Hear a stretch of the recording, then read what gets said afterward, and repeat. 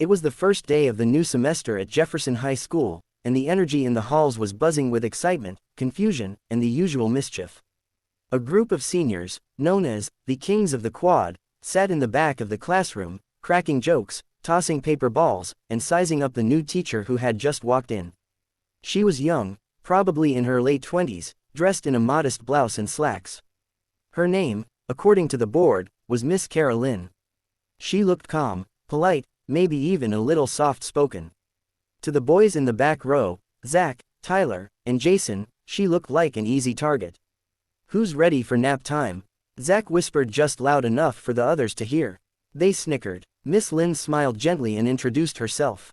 "Good morning, class. I'm Miss Lynn. I'll be taking over your history and civics class this semester. I believe in mutual respect and in giving everyone a fair chance." Tyler rolled his eyes. "Great, another rookie. Let's see how long she lasts." What Miss Lynn didn't reveal, not yet, was that before she became a teacher, she had spent 15 years training in martial arts. She held a second-degree black belt in Taekwondo and had competed internationally. But she wasn't here to fight, she was here to teach. Still, life had a funny way of blending both skills together. The first few days were tense.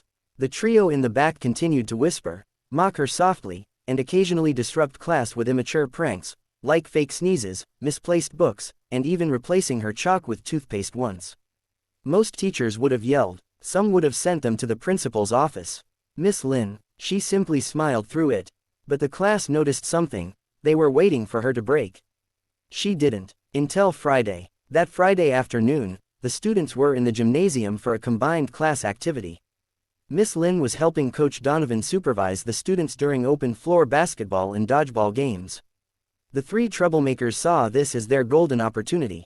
Jason grabbed a dodgeball and with a wicked grin, tossed it hard, straight at Miss Lynn when her back was turned.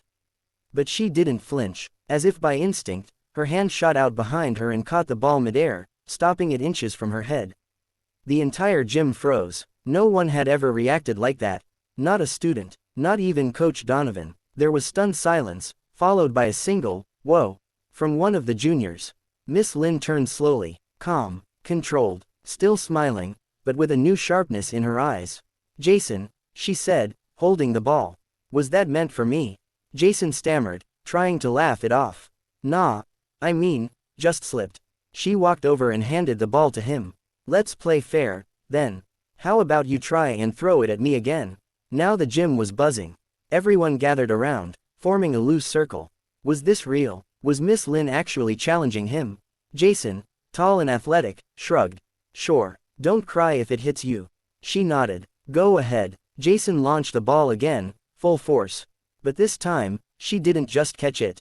She sidestepped effortlessly, spun, and kicked it midair. The ball flew across the gym, rebounded off the far wall, and hit the water fountain. The gym erupted in cheers. Coach Donovan's jaw dropped. Did she just? Tyler and Zach were speechless. Jason looked like he'd seen a ghost.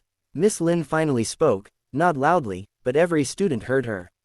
"I've spent years learning how to react when people throw things at me. Let me be clear, I'm not here to hurt anyone. But I also won't tolerate disrespect, in class or out." The tone in the gym shifted completely. This wasn't just a nice teacher anymore. This was someone you couldn't mess with, and didn't want to. After the dodgeball incident, things changed. Zach tried one last stunt.